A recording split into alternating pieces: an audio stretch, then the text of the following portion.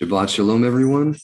We are gathered together on this fourth Yom of the seventh month, as we reckon the calendar on the Zadok calendar. And we are continuing in our study of Irenaeus Against Heresies. We've been skipping here and there, getting the beneficial parts for what is edifying for believers.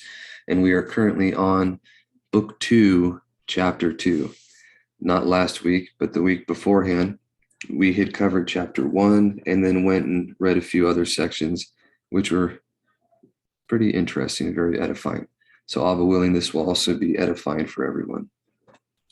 But this is titled, or the subtitle is, "The world was not formed by messengers or by any other being contrary to the will of the Most High Elohim, but was made by the Father through the Word." Section 1. It says, "Those, moreover, who say that the world was formed by messengers or by any other maker of it, contrary to the will of him who is the Supreme Father, err first of all in this very point, that they maintain that messengers formed such and so mighty a creation, contrary to the will of the Most High Elohim. This would imply that messengers were more powerful than Elohim, or if not so, that he was either careless or inferior, or paid no regard to those things which took place among his own possessions, whether they turned out ill or well, so that he might drive away and prevent the one, while he praised and rejoiced over the other."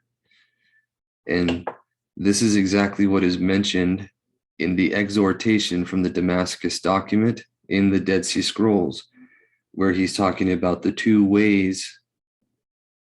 I'm sorry, that might be from the community rule, one of the two. But he's speaking of the two ways, or the two ruach oath that dwell within a man, either Melchizedek or Malchirasha, the king of righteousness, or the sovereign of righteousness, or the sovereign of evil, as he's titled there, or the prince of light, or the prince of darkness, or Yahushua Mashiach, or Satan, Belial, as he's also called within Scripture, which means worthlessness. So there's always the dichotomy, and it's either the one or the other. But it says that so that he might drive away and prevent the one, while he praised and rejoiced over the other, which is very similar to what it says the Father does over his Mashiach and against the adversary. "But if one would not ascribe such conduct even to a man of any ability, how much less to Elohim?" Meaning that, talking about how he would delegate to messengers, or he would be usurped by them, right? Section 2. It says, "Next, let them tell us whether these things have been formed within the limits which are contained by him, and in his proper territory, or in regions belonging to others, and lying beyond him. But if they say that these things were done beyond him, then all the absurdities already mentioned will face them, and the Supreme Elohim will be enclosed by that which is beyond him, in which also it will be necessary that he should find his end," saying that if there's anything beyond him, he would have limits, which isn't possible, is what the whole point of his saying this.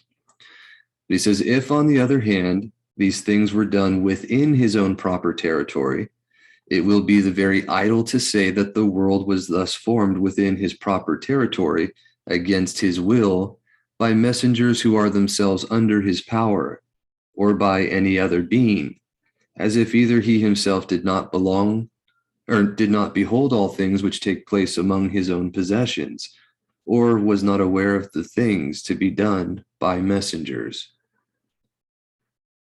And we know that he is aware of all things that happen. It's made explicitly clear in the book of Hanok, when the messenger is turned away from him, and also in the book of Yobelim, speaking of those events and how they record everything that happens in the Shemayim, above, on the earth beneath, and in the waters beneath the earth, and it's all recorded on the tablets of the Shemayim. And then in the common scriptures, it's alluding to that, how he knows all things and nothing is hidden from him, and all will stand before his judgment seat. and every idle word we speak will be held accountable for. So it's all over the place.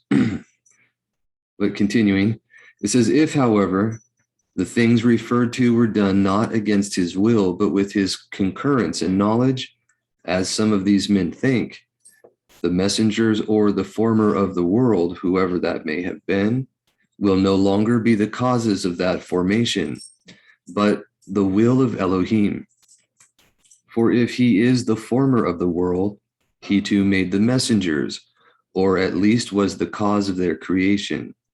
And he will be regarded as having made the world who prepared the causes of its formation.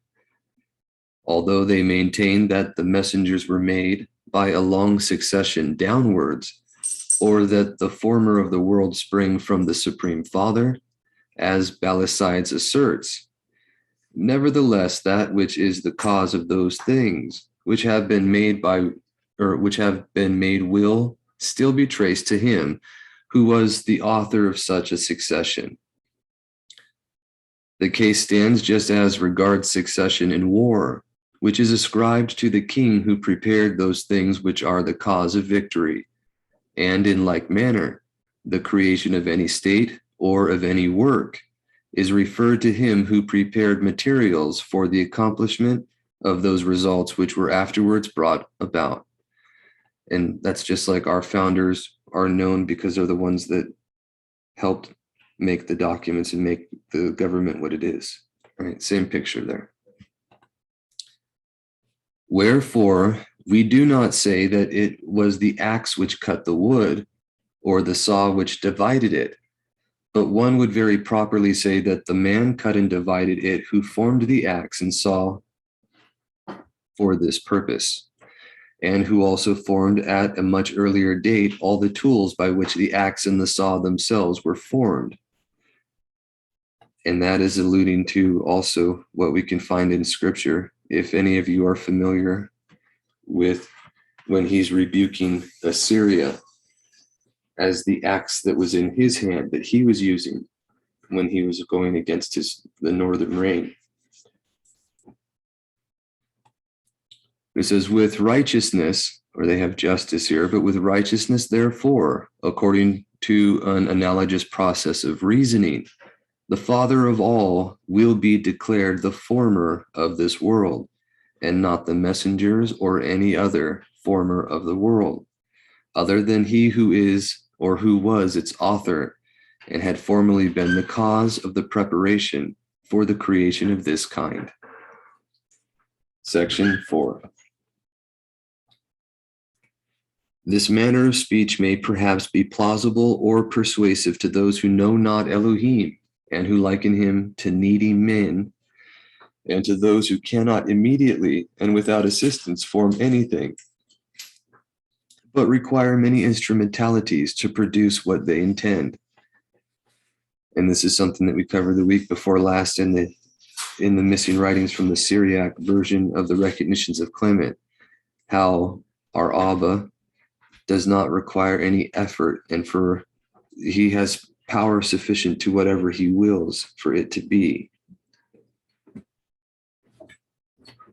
But it will not be regarded as at all probable by those who know that Elohim stands in need of nothing, and that he created and made all things by his word, while he neither required messengers to assist him in the production of those things which are made, nor of any power greatly inferior to himself, and ignorant of the Father, nor of any defect or ignorance, in order that he who should know him might become man. But he himself, in himself, after a fashion which can neither describe which we can neither describe nor conceive, predestinating all things, formed them as he pleased, bestowing harmony on all things, and assigning them their own place and the beginning of their creation. And this is what Shaul is alluding to when he talks about how in a house there's some vessels unto value and some vessels not unto value, but all was made by Elohim. And he goes into his own details. We don't need to go too far into that, but just to direct your attention there for later study. says, in this way, he conferred on ruachni, or spiritual things, a ruachni, an invisible nature, on supercelestial things, a celestial, on messengers, a messenger, and on animals, an animal, on beings that swim, a nature suited to water, and on those that live on the land, one fitted for the land. So each he gave according to their own jurisdiction, what's fitting for them. On all, in short, a nature suitable to the character of the life assigned them, while he formed all things that were made by his word that never wearies. It says in the apostolic constitutions that he made everything by an accurate constitution. So there's a second witness to that right there.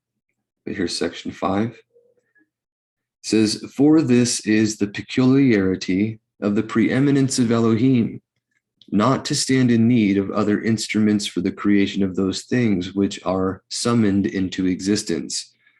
His own word is both suitable and sufficient for the formation of all things, even as Yahuchanan, the taught one of Yahuwah, declares regarding him. All things were made by him, and without him was nothing made. Yahuchanan 1:3. Now among the all things our world must be embraced. It too, therefore, was made by his word, as scripture tells us in the book of Bereshit, or Genesis, as well as in Yobelim chapter 2, that he made all things connected with our world by his word. David also expresses the same truth when he says, for he spoke, and it was made, or it were made. He commanded, and they were created.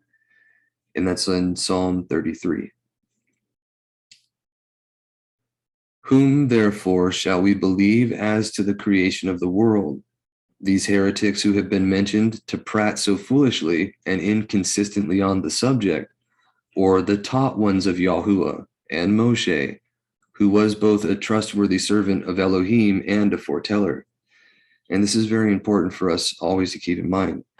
We have to derive how we comprehend his word and reality from the word itself, which tells us Moshe and the one who came in his likeness, which was our Mashiach, as well as his taught ones. So the taught ones of Moshe were the elders and the Zadok Kohanim, and then the taught ones of our Mashiach were his emissaries and the teachers and the ones that were anointed by him when he came. And the things that they did and what they said and who they anointed and set up to be who we should listen to are all what we are supposed to follow, to study and learn, and to listen to him at his feet, as is the good portion. This is, who is both trustworthy servant of Elohim and a foreteller. He at first narrated the formation of the world in these words. In the beginning, Elohim created the Shamayim and the earth, Genesis 1:1, and all other things in succession. But neither mighty ones nor messengers had any share in the work. Now that this Elohim is the father of our Yahuwah Yahushua Mashiach, Shaul the emissary also has declared, saying there is one Elohim, Ha'ab, or the Father, who is above all and through all and in us all. I have indeed proved already that there is only one Elohim, but I shall further demonstrate this from the emissaries themselves and from the discourses of Yahuwah.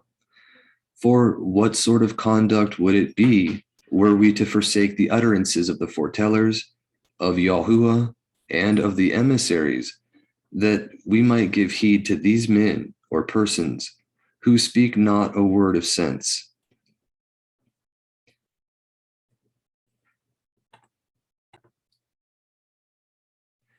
So continuing, this is book 2, chapter 3 now, and the subtitle is The Bithis and Pleroma, which is the place in which the fullness of Elohim is supposed to dwell outside of the creation. If you remember, it's a Gnostic doctrine. But the Bithis and Pleroma of Valentinians, as well as the mighty one of Marcion, shown to be absurd. The world was actually created by the same being who had conceived the idea of it, and was not the fruit of defect or ignorance, which is a doctrine first produced in the mythology of the Greeks that was carried over by Simon in his discourses with Kepha in the recognitions of Clement, and was fully put into error by the Valentinians, it seems, in Marcion, but was eventually adopted later on. Right? As much as could be, these errors are pushed through, and if you pay attention, these same beliefs are being promulgated today by sincere believers that don't really know better.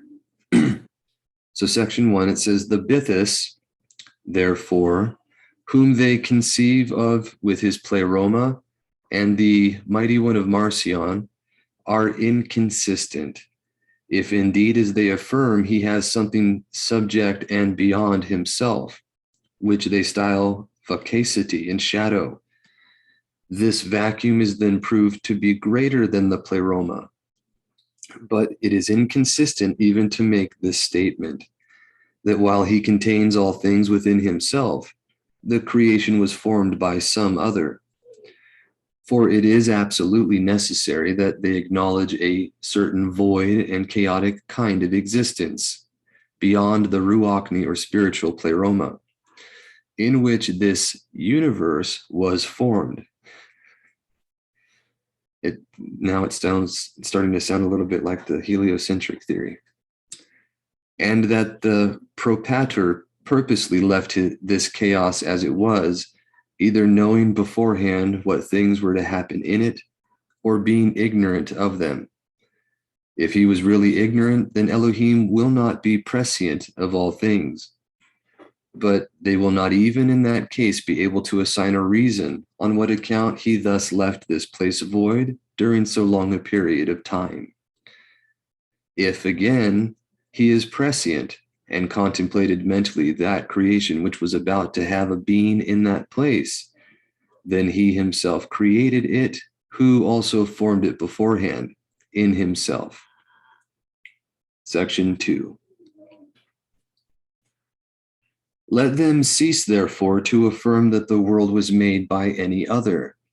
For as soon as Elohim formed a conception in his mind, that was also done which he had thus mentally conceived. For it was not possible that one being should mentally form the conception, and another actually produce the things which had been conceived by him in his mind. But Elohim, according to these heretics, mentally conceived either an eternal world or a temporal one, both of which suppositions cannot be true. Yet if he had mentally conceived of it as eternal, spiritual or ruachni, and visible, it would also have been formed such. But if it was formed such as it really is, then he made it such who had mentally conceived of it as such, or who willed it to exist in the ideality of the Father, according to the conception of his mind, such as it now is, compound, mutable, and transient. Since then, it is just such as the Father had formed in counsel with himself, it must be worthy of the Father.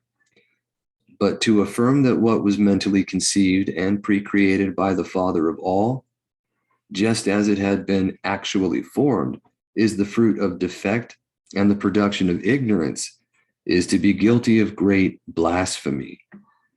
For according to them, the Father of all will thus be generating in his breast, according to his own mental conception, the emanations of defect and the fruits of ignorance, since the things which he had conceived in his mind have actually been produced.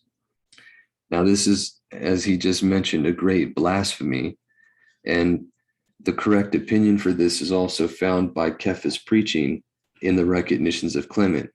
He tells men that had never heard of him, he said, before any begins to learn of Yahuwah, it must be regarded by them as certain that he is without fault. He's perfect, and none of the things that are wrong in the world are from him. He goes on to explain that Yahuwah is the creator of all things, but there is no evil in substance. There's no body that he created intentionally to be wicked, but men and messengers made in his likeness, having freedom of will or liberty to choose whether to follow him or not. Some have chosen poorly, and that's where evil comes from. But it's not of his own creation, it's not his will, and it won't last forever. The reason why it's allowed to be is because you cannot truly be tov unless you have liberty to choose one way or the other. Again, this is explained by Kefa. So just a moment, we will pause and see if we have any questions and then move on. All right, so here's the section from the recognitions of Clement. It starts with, we're going to do part of chapter 23, which is the one above that. And we're just going to get to the part where Simon, the magician, is asking a question. And this has to do with the topic we're covering. So this is Simon the magician speaking right here. And he says, "Now, if you will explain to me this that I now ask you, in all things else I will submit to you. What I wish to learn then is this. If what Elohim wishes to be is, and what he does not wish to be is not, answer me this." And if you remember, the adversary likes to trip you up in your words and confound and try to get a victory through trickiness instead of being plainly speaking and let the truth reign. But then Kefa says, "If you do not know that you are asking an absurd and incompetent question, I will pardon you and explain. But if you are aware that you are asking inconsequently, you do not well." Then Shimon said, "I swear by the supreme," it says divinity, but the supreme Elohim, whatsoever that may be, which judges and punishes those who sin, that I know not what I have said inconsequently, or what absurdity there is in my words, that is, in those that I have just uttered. And then this is titled Yahuwah, the author of Tov, or good, not of evil.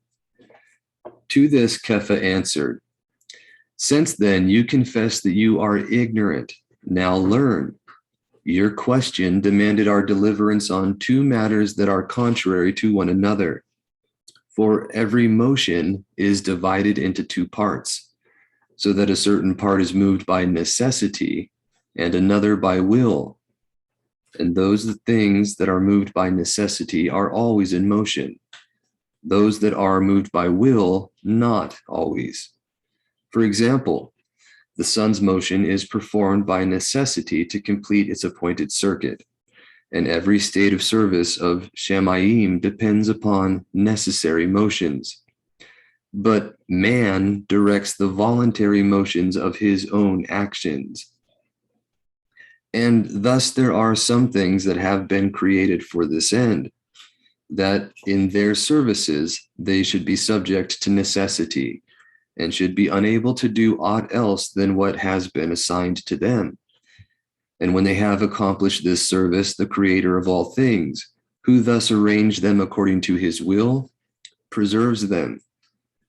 But there are other things in which there is a power of will, and that have a free choice of doing what they will.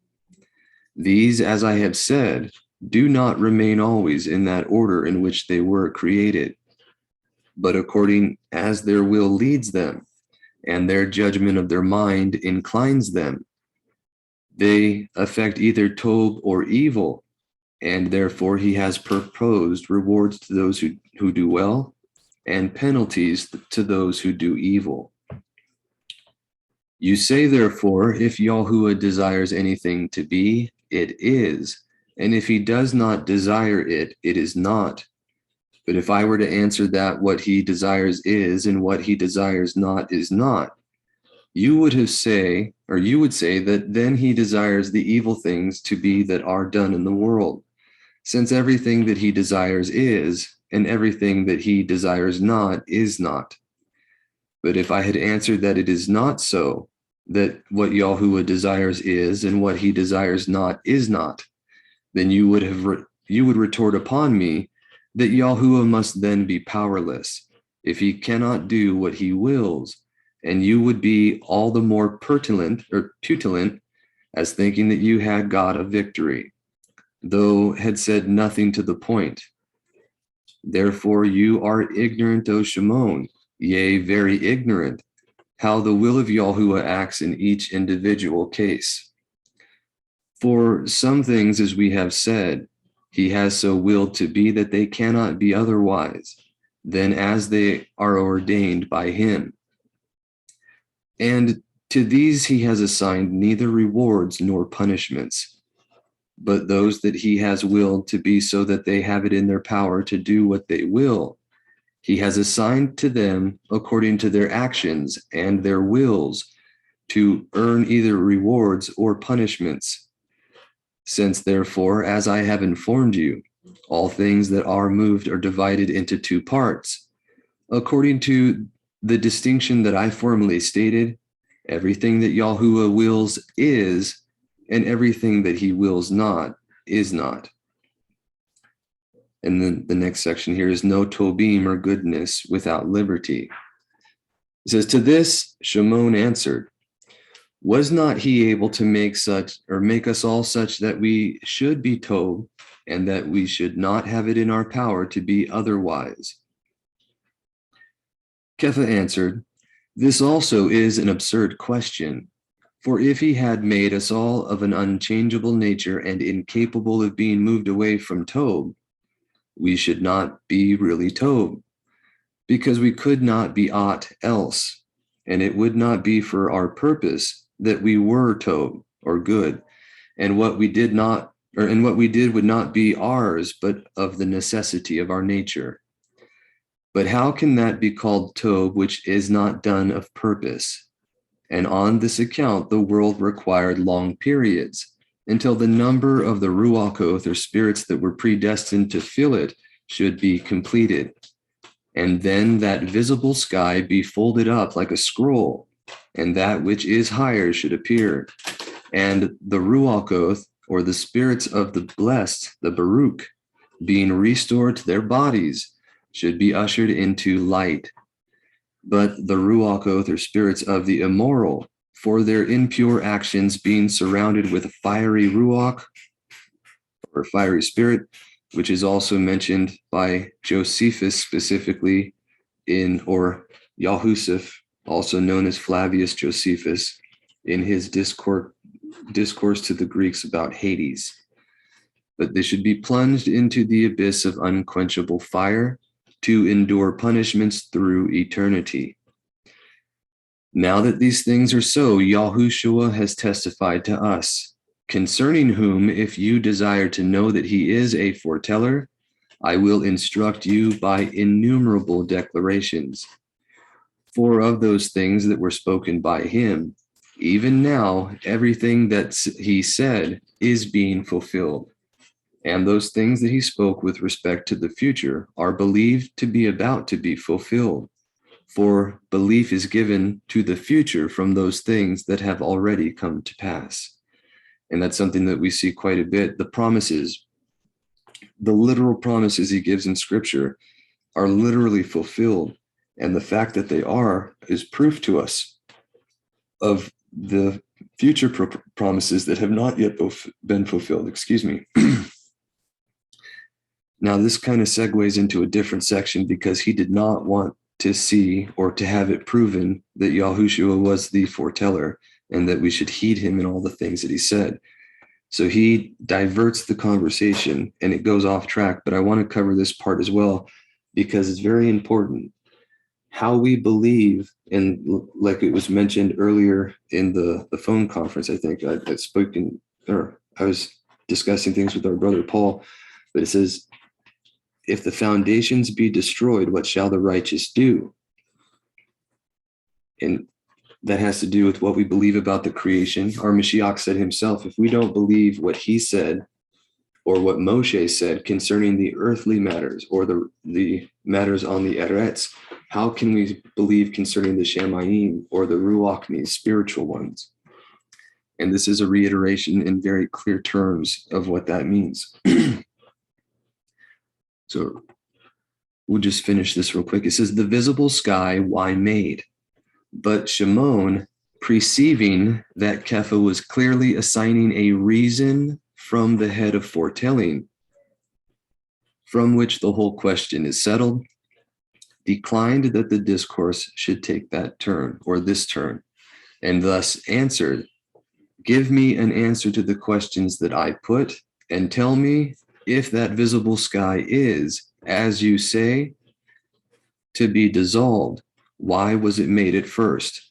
And when they say visible sky, that's what the Hebrew has for rakia, which would be the firmament, or what we perceive as the shamayim, or the heavens above us, right?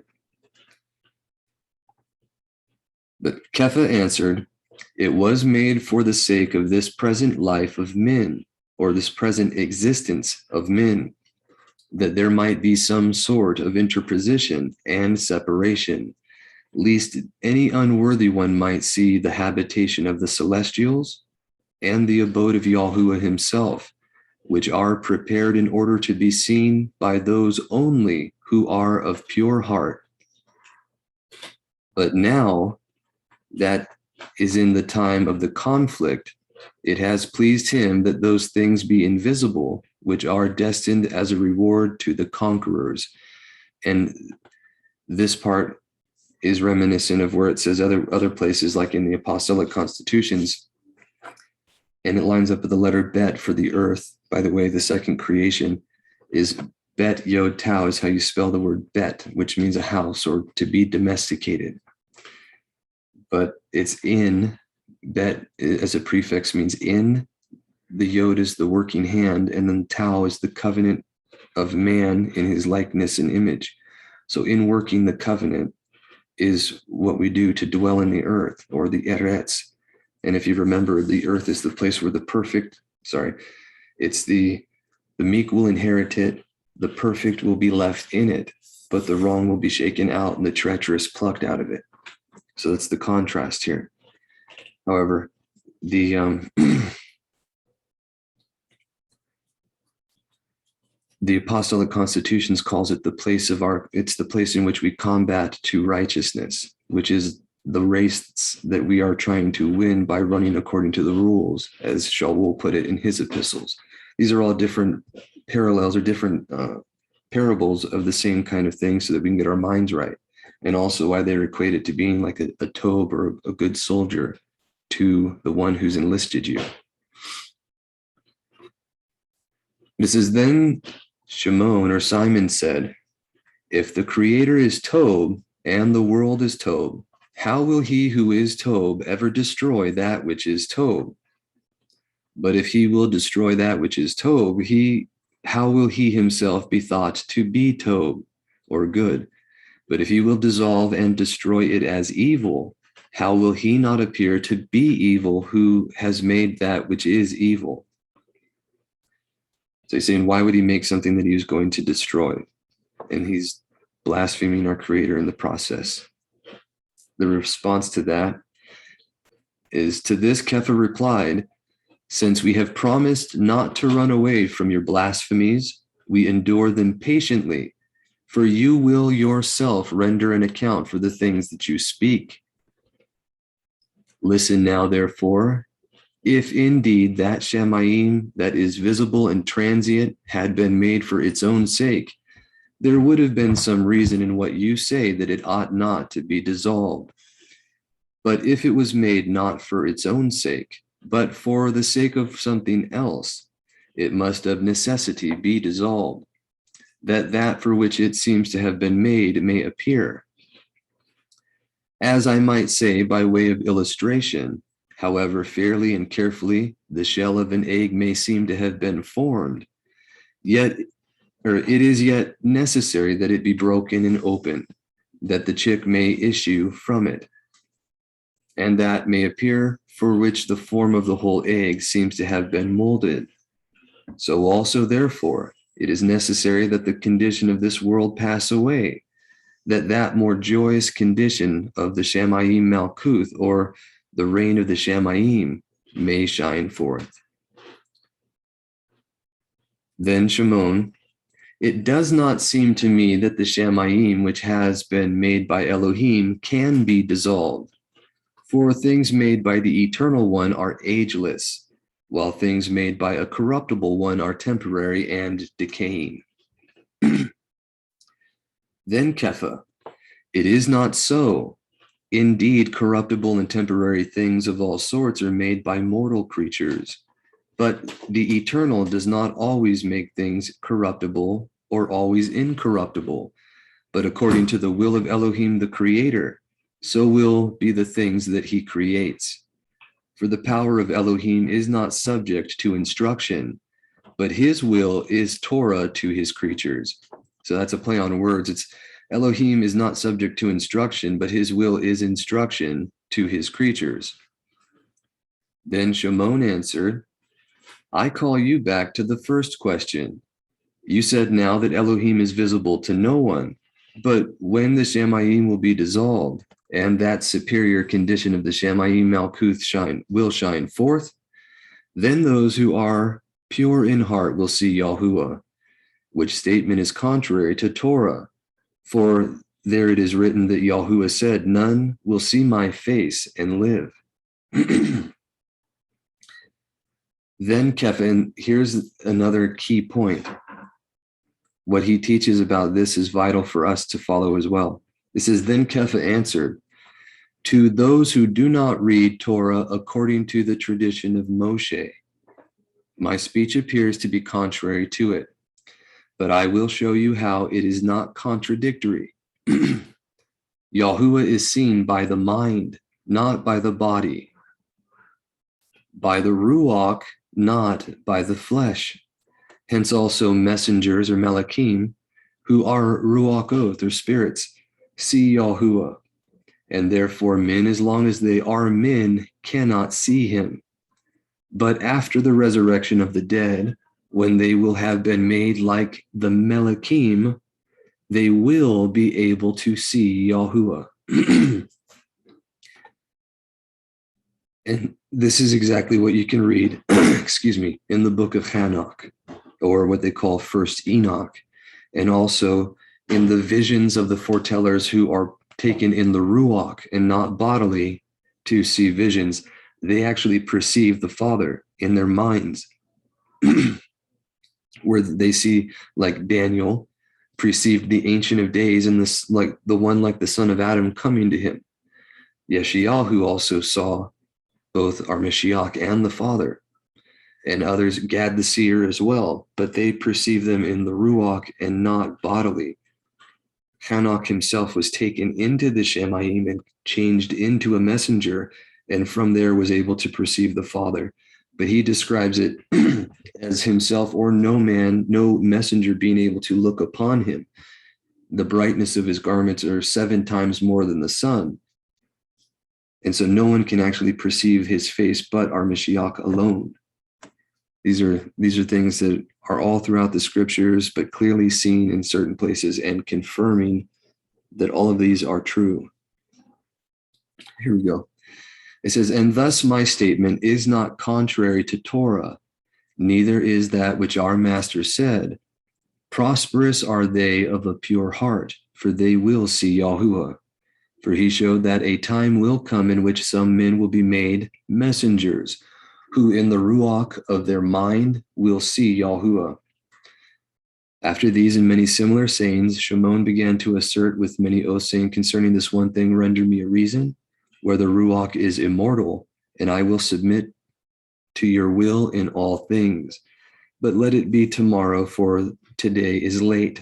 And we'll stop here with that one, because it goes on, but it shows how the people, they submit to Kepha,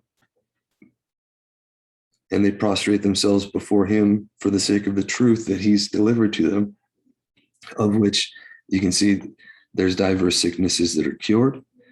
Demons are healed by his prayer, and they depart rejoicing. And it says, because having obtained at once the halakha, or path, walk of the true Yahuwah, and also his chesed, or what they call mercy, which is loving kindness.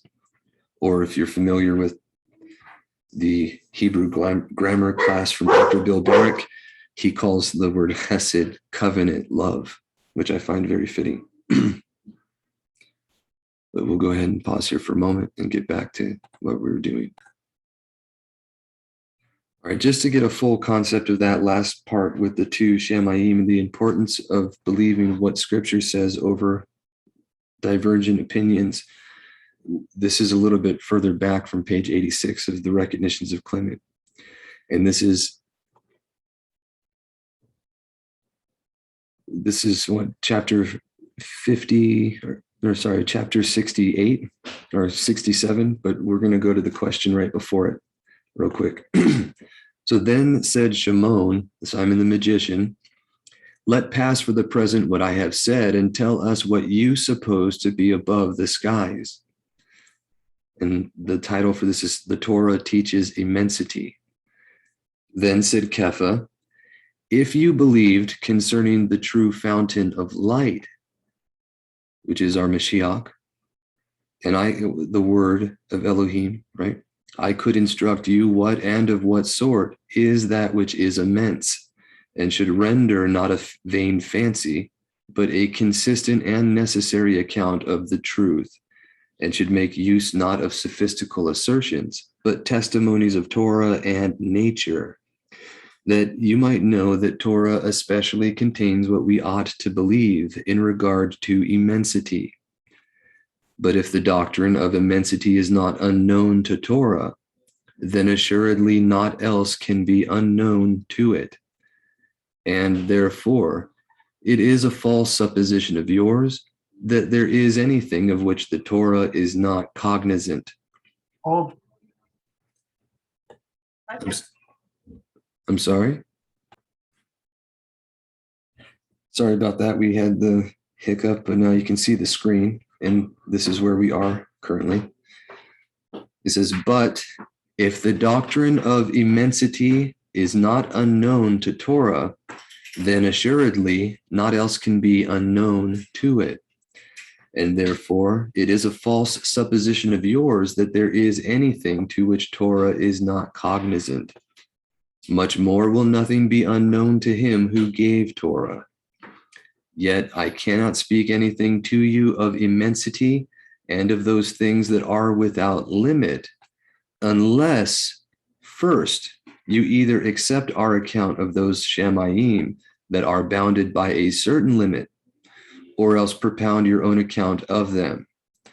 But if you cannot comprehend concerning those that are comprehended within fixed boundaries, much more can you neither know nor learn anything concerning those that are without limit. And that goes exactly with what our Mashiach said. He said, if you do not believe Moshe, you shall not believe me. And if you do not believe about the earthly, or those of the Eretz, how can you believe about those of the Ruach me, or the Shamayim? But this is the reply. It says, to this Shimon answered, and this is something that we see people say today, right? It seems to me better to believe simply that Elohim is, and that Shamayim that we see is the only Shamayim in the whole creation or universe. But Kepha said, not so, but it is proper to confess one Elohim who truly is, but that there are Shamayim, plural, which were made by him, as also Torah says, of which one is the higher, in which also is contained the visible firmament, and that higher Shamayim is perpetual and ageless, with those who dwell in it. But that this visible sky, or this firmament, or Shamayim, is to be dissolved and to pass away at the end of the age, in order that Shamayim that is older and higher may appear after the judgment, to the devoted and the worthy. To this Shimon answered, that these things are so as you say may appear to those who believe them, but to him who seeks for reasons of these things, it is impossible that they can be produced from Torah, and especially concerning the immensity of light. And here's the key part: belief and reason. Then Kepha, do not think that we say these things are only to be received by belief, but also that they are to be asserted by reason. For indeed it is not safe to commit these to bare belief without reason, since assuredly truth cannot be without reason. And therefore he who has received these things fortified by reason can never lose them. And this is true. There's actually multiple experiments, multiple witnesses of something that's demonstratable, repeatable, testable, confirmable, and you can prove the things that he said about creation are true, that the earth does not move. They've done experiments, and these are in the 1800s specifically, that the ether, or what they call the ether, the air around us, moves overhead and with the stars and luminaries, and not the earth. These things are factually demonstrable. They're able to be demonstrated. And when you can prove these things, when you can prove, like we have evidence that what he said is true on very many accounts, and when you can know it and you're fortified by reason that what he said is true, you can never lose them. Whereas he who receives them without proofs by an assent to the simple statement of them can neither keep them safely, nor is certain if they are true. Because he who easily believes also easily yields.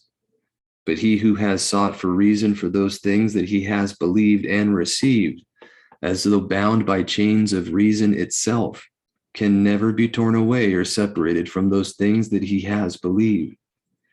And therefore, according as anyone is more anxious in demanding a reason, by so much will he be the firmer in preserving his belief.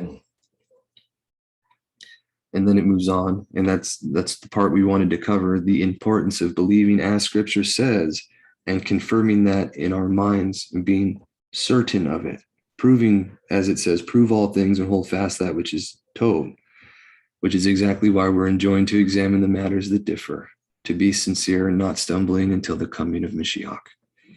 So just a moment, we'll switch back over. And this is back with Irenaeus Against Heresies.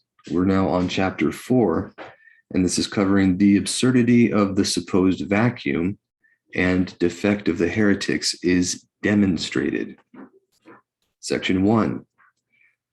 The cause then of such a dispensation on the part of Elohim is to be inquired after, but the formation of the world is not to be ascribed to any other. And all things are to be spoken of as having been so prepared by Elohim beforehand, that they should be made as they have been made. Which, another way of putting that is in the Dead Sea Scrolls. I believe it's in the exhortation, but it says, he's the Elohim of knowledge, all that is or shall be, he foreknows, and he's the one that established the law, or how everything should function. Right. But shadow and vacacity are not to be conjoined into existence. Talking about vacuum and shadow, darkness, right? But whence, let me ask, that came this vacacity, or vacuity, sorry, if it was indeed produced by him who, according to them, is the Father and author of all things, then it is both equal in honor and related to the rest of the eons. And this is the Gnostic name for their, what we'd call messengers. They point them to the eons, they say. This is perchance even more ancient than they are.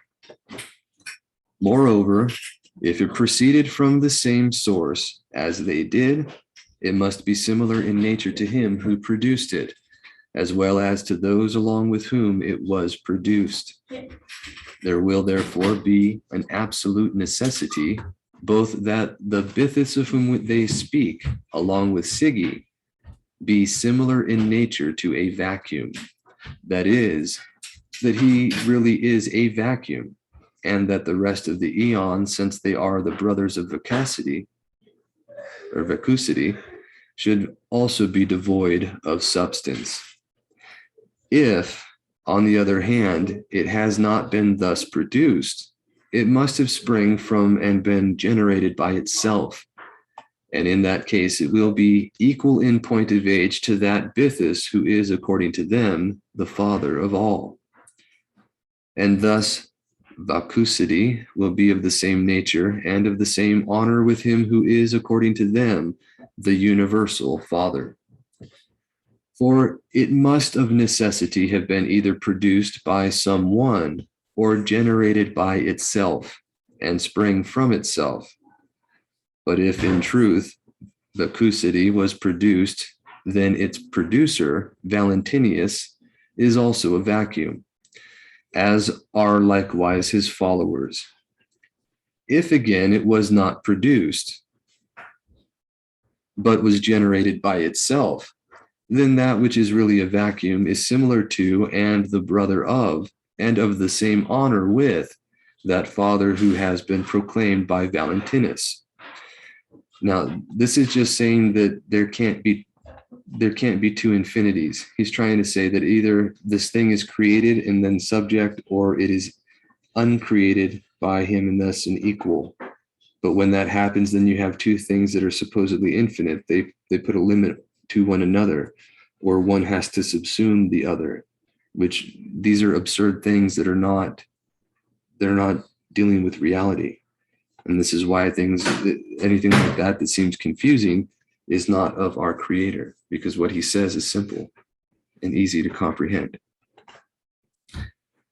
This is, while it is more ancient and dating its existence from a period greatly anterior and more exalted in honor than the remaining eons of Ptolemy himself and Herculon, and all the rest who hold the same opinions. Section 2. But if driven to despair in regard to these points, they confess that the Father of all contains all things, and that there is nothing whatever outside the pleroma.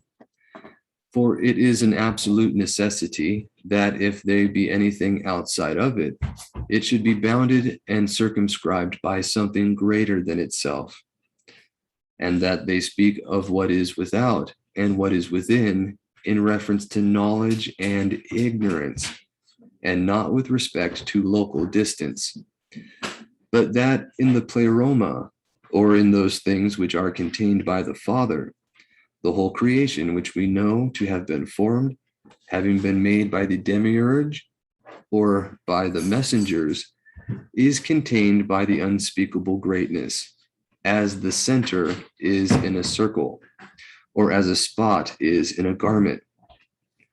Then, in the first place, what sort of a being must that Bythus be, who allows a stain to have place in his own bosom, and permits another one to create or produce within his territory, contrary to his own will? Such a mode of acting would truly entail degeneracy upon the entire pleroma, since it might from the first have cut off that defect and those emanations which derive their origin from it, and not have agreed to permit the formation of creation either in ignorance or passion or in defect. And this is something else that was covered the week before last in the missing section of the recognitions of Clement that's in the Syriac version, how passions are not to be attributed to those things that are immaterial, as it has to do with the corporal or the bodily part of a man that has passion, since our Abba above does not have that body, or he's of the immortal and of the Ruach nature. These passions are not to be attributed to him in any capacity. This is, for he who can afterwards rectify a defect and does, as it were, wash away a stain, could at a much earlier date have taken care that no such stain should even at first be found among his possessions. Or if at the first he allowed that the things which were made should be as they are, since they could not in fact be formed otherwise, then it follows that they must always continue in the same condition. For how is it possible that those things which cannot at first obtain rectification, my apologies, should subsequently receive it? Or how can men say that they are called to perfection when those very beings who are the causes from which men derive their origin, either the demiurge himself or the messengers, are declared to exist in defect? And if, as is maintained, the supreme being, inasmuch as he is benevolent, right? Benignant. I can't pronounce that right now. He did at last take pity upon men and bestow on them perfection. He ought at first to have pitied those who were the creators of man and to have conferred on them perfection. In this way, men too would verily have shared in his compassion, being formed perfect by those that were perfect. For if he pitied the work of those beings, he ought long before to have pitied themselves, and not to have allowed them to fall into such awful blindness. And this also alludes to the topics that we just read earlier about how he's given us liberty of will. So the actual answer to these things that we already know, but you can see that the Gnostics, not knowing the truth, came up with these ways to try to answer the question for why evil exists, which is an absurd doctrine when it's shown in this light. But here we go.